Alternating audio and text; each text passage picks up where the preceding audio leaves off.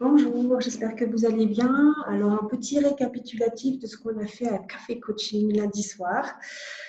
Euh, Nous avons parlé de connexion, comme toujours, puisque c'est quand même un petit peu le thème de ces soirées où on discute en connectant d'une façon différente. Je viens d'avoir un petit message, ça fait ding. Euh, voilà. Donc, en effet, on a discuté de comment connecter pour faire en sorte que de connecter vraiment pour que les personnes apprécient ou nous apprécient et qu'on puisse connecter à un niveau plus profond. Et en fait, on a discuté de ça, donc on s'est rendu compte qu'on connectait en général quand on essaie de rentrer en communication avec une personne qu'on ne connaît pas trop. Qu'est-ce qu'on essaye de faire? On essaye de trouver souvent les points communs. Et pour faire ça, souvent, on pose des questions. Je ne sais pas si ça vous est déjà arrivé, mais vous rentrez dans une salle, il y a pas mal de personnes que vous ne connaissez pas, et puis vous vous approchez d'une personne, et puis en fait, vous essayez de trouver des points communs pour pouvoir connecter, tout simplement. Donc, en général, on pose des questions. Bonjour, vous venez d'où? Quel est votre travail? Pour réussir à trouver ces points communs. D'accord? Puisqu'on connecte mieux avec les gens qui nous ressemblent, qui ont des points communs avec nous. Et la façon dont on s'y prend, en général, c'est d'une façon vocale, en posant des questions. Et je ne sais pas si vous vous êtes déjà rendu compte, ça ne marche pas toujours. Il y a des personnes qui ne parlent pas obligatoirement, ou il y a des personnes qui, a priori, ne sont pas intéressées à faire la connexion. D'accord? Donc, nous sommes allés un peu plus loin. Et je suis en train de relire mes notes un petit peu.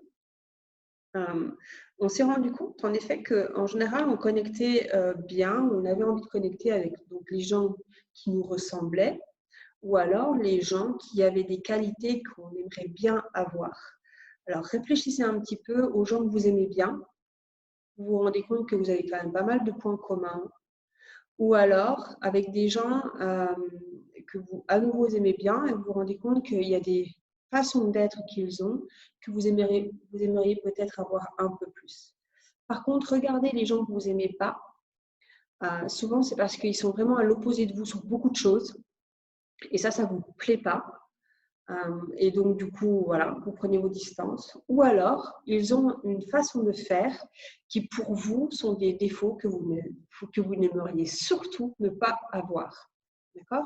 Donc, il y a une personne qui, pendant le café coaching, m'a dit: oui, mais moi, je suis amie avec une amie. Enfin, voilà, j'ai une amie. En fait, tout nous oppose. Et finalement, en réfléchissant, on s'est rendu compte qu'elles avaient une énorme tolérance et que ça, c'était quelque chose qui les soudait, que quand l'une avait une opinion différente par rapport à l'autre, eh ben, elles avaient une façon de réagir similaire, et puis que finalement, elles avaient aussi beaucoup d'activités en commun, puisqu'elles passaient beaucoup de temps ensemble, et elles aimaient bien faire les mêmes choses. Donc, elles ont peut-être des caractères différents, mais en tout cas, elles aiment bien faire les mêmes choses, elles ont la même tolérance vis-à-vis des personnes qui les entourent. Donc, finalement, oui, il y a quand même des points en commun. Donc, réfléchissez un petit peu à ça.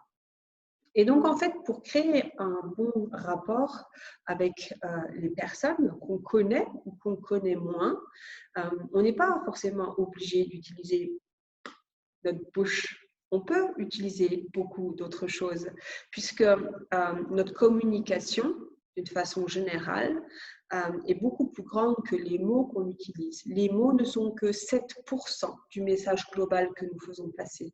Donc, nous pouvons communiquer, connecter avec les gens sans utiliser ce truc-là. Alors, on a fait plusieurs exercices. On s'est demandé comment on pouvait faire pour connecter avec les gens qu'on avait seulement au téléphone, parce que là, sur le coup-ci, c'est la voix qui délivre le message. Comment on pouvait faire pour connecter avec des gens, mais justement avec qui on ne pouvait pas parler. Donc, par exemple, on est dans une salle, la personne, elle est dans notre champ de vision, elle nous voit, on la voit. C'est pas possible de parler avec elle, par exemple, une grande tablée au restaurant où il y a 20 personnes ou quelque chose comme ça. Donc, on s'est demandé comment on pouvait faire pour connecter avec ces personnes-là. Et enfin, la troisième type de personne, c'est tout simplement quand on est à deux, une communication standard à deux, voilà. Comment faire pour mieux communiquer, pour mieux se rapprocher de la personne qui était en face de nous. Et en fait, il y a des techniques qui s'appellent le fait de faire miroir à la personne et donc quelque part de prendre ses mimiques, de l'imiter. Donc, par exemple, si c'est une personne qui va avoir tendance à ne pas beaucoup bouger quand elle parle, ce que vous pouvez faire vous aussi, c'est ne pas beaucoup bouger quand vous parlez. Par exemple, si c'est une personne qui a tendance à être comme ça quand elle parle, peut-être même à parler plutôt lentement, et que vous êtes comme ça en face et vous parlez super vite et vous bougez tout le temps, elle ne va pas forcément se sentir très à l'aise. Donc, quand vous avez une personne qui ne bouge pas beaucoup, ce que vous pouvez faire, vous, c'est justement vous caler un petit peu sur son niveau d'énergie, donc ne pas forcément bouger beaucoup. Quand vous avez au contraire une personne qui est beaucoup plus mobile, qui parle beaucoup plus vite, qui a un débit plus rapide, alors vous pouvez vous caler sur son débit. D'accord? Et elle se sentira, oh, cette personne-là, elle a du dynamisme, et elle se sentira à l'aise avec vous. Elle ne saura peut-être pas forcément pourquoi, mais elle se sentira bien. Elle dira, mais j'aime bien être avec toi, je me sens bien avec toi. Il y a un truc qui me parle. Vous savez, il y a des personnes comme ça, on les rencontre et je ne sais pas, ça passe bien, le feeling passe bien, le courant passe bien. On ne sait pas trop pourquoi, mais ça passe bien. Et en fait, c'est toutes des choses qui sont inconscientes. Alors, toutes ces théories-là viennent de quelqu'un qui est hypnotiseur, qui était l'un des plus grands hypnotiseurs, enfin, voilà, un des plus grands hypnotiseurs au monde. Et c'est Erickson qui avait la polio, je crois. Et donc, qui est resté beaucoup dans sa chaise et qui a énormément observé les gens. Et donc, il s'est rendu compte que, il y avait tout un côté inconscient dans notre façon de communiquer. Et quand on parlait à l'inconscient, ça avait beaucoup de poids. Et il arrivait parce qu'il était thérapeute, et donc du coup, il y avait beaucoup de personnes qui venaient le voir en disant, mais j'ai tout essayé. Et lui, en une séance, des fois, il arrivait à résoudre le problème parce que justement, il avait un extrêmement bon contact avec ces personnes-là, d'une façon consciente et inconsciente. Et donc, du coup, les personnes s'ouvraient et les problèmes pouvaient ressortir et il pouvait les traiter. D'accord? Donc, comment on peut faire quand on est au téléphone avec une personne et qu'on aimerait bien justement créer ce bon contact-là? Et bien dans ces cas-là, il faut se coller sur ce qu'on entend de cette personne-là. Donc ça veut dire que si cette personne-là a un rythme rapide, on peut se coller sur le même rythme. Si cette personne-là a des intonations de voix changeantes, on peut prendre les mêmes intonations de voix.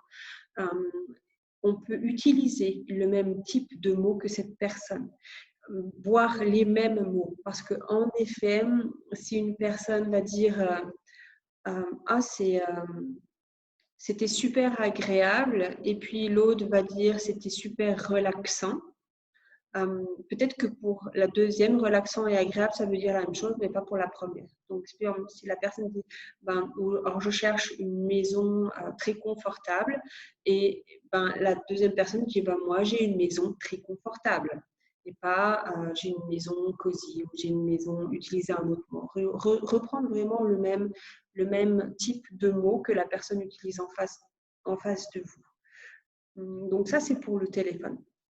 Savoir écouter aussi. Donc, quand quelqu'un parle, on a tendance à ne pas vraiment être en contact avec ce que cette personne raconte. On est déjà dans « Ah, mais moi, je vais lui dire ça. Ah, mais moi, je vais contrer son argumentation en disant ça. Ah, mais moi, je ne suis pas d'accord parce que… » Et on repart dans un dialogue intérieur sans écouter ce que nous dit la personne en face. Donc, vraiment, essayer d'être conscient, d'être présent, de prendre l'information que vous délivre la personne jusqu'au bout, sans essayer d'être déjà dans le futur de la conversation, mais en restant ici et maintenant. Oui, je le sais, je le dis beaucoup, c'est les bases de la pleine conscience.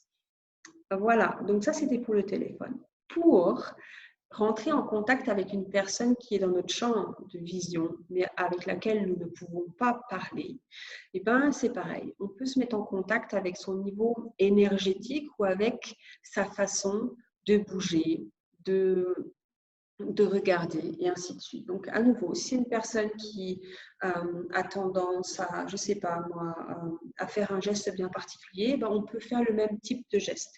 Donc, si c'est une personne qui a tendance à faire ce type de geste-là quand elle parle, vous pouvez très bien, vous, faire un peu le même geste quand vous parlez.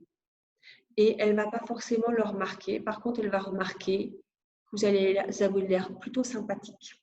D'accord? Si c'est une personne qui a tendance à beaucoup sourire, vous pouvez beaucoup sourire. Ça va lui plaire, ça va lui parler. Si c'est une personne qui est plutôt sombre, qui n'a pas tendance à sourire et que vous ne faites que de sourire, justement, c'est ce qu'on s'est dit, lundi soir, le message, il va peut-être pas bien passer. Il dit, mais qu'est-ce qu'elle fait cette personne-là à me sourire comme ça tout le temps? C'est bizarre, quoi.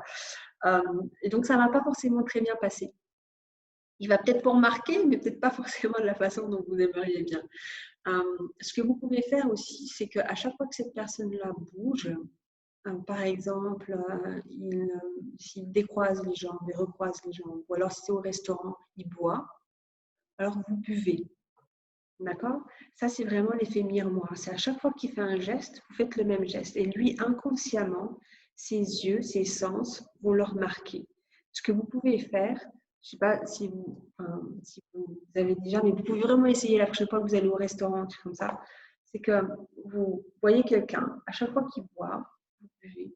À chaque fois qu'il mange, vous mangez. Vous faites ça pendant 5 à 10 minutes. Et après, vous prenez l'initiative de boire et vous voyez si lui, inconsciemment, il va prendre l'initiative de boire aussi.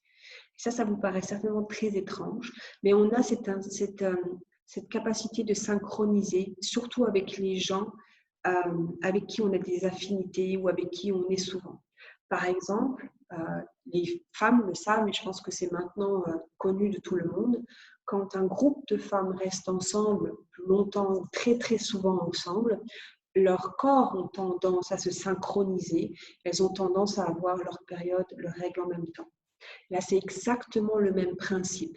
C'est que quand vous faites un geste, enfin, quand l'autre personne fait un geste et que vous le suivez, il y a une espèce de synchronisation qui se fait.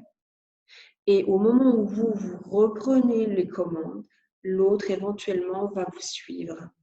C'est ce qui s'appelle en coaching rapport, pacing, leading. C'est-à-dire qu'on fait la connexion et puis après tout doucement, on reprend le contrôle et on emmène les gens là où on a envie de les emmener. D'accord? Et c'est ce qui se passe inconsciemment, c'est ce qui se passe dans tellement de choses. Admettons, vous êtes en groupe, vous êtes, je ne sais pas moi, 3 personnes à marcher les unes à côté des autres. Chacun à son pas, vous vous rendez compte qu'au bout de 2 minutes, vous avez tous le même pas. Inconsciemment, vous vous êtes mis en synchronisation. On s'est rendu compte que, par exemple, les personnes qui vivent ensemble ont tendance à avoir le même type de geste, le même type de mimique, le même type des fois même d'habillement. Voilà. Il y a une espèce de synchronisation qui se fait. On le fait tout le temps. On se synchronise tout le temps avec les gens d'une manière plus ou moins grande en fonction de l'empathie qu'on a, en fonction de la volonté qu'on a de se connecter avec les gens. Mais maintenant que vous savez comment ça marche, vous pouvez un peu vous exercer pour rentrer un peu plus dans ce mode de communication. Ce n'est pas forcément pour manipuler, mais c'est vraiment pour rentrer en communication, puisque quand vous faites ça, vous prenez un petit peu le monde de l'autre. Et alors, on a continué donc à dire, voilà, comment on ferait alors pour une personne et une personne, donc une discussion. C'est la même chose. Donc, s'adapter au comportement de l'autre. C'est une personne qui a tendance à être un peu fuyant, à ne pas aimer regarder en face dans les yeux. Peut-être que nous, on n'est pas obligé de faire ça comme ça tout le temps, parce que du coup, ils ne vont pas se sentir super à l'aise. Donc, avoir un peu le même type de comportement. S'ils aiment bien avoir un contact visuel assez court, alors on laisse le contact visuel assez court.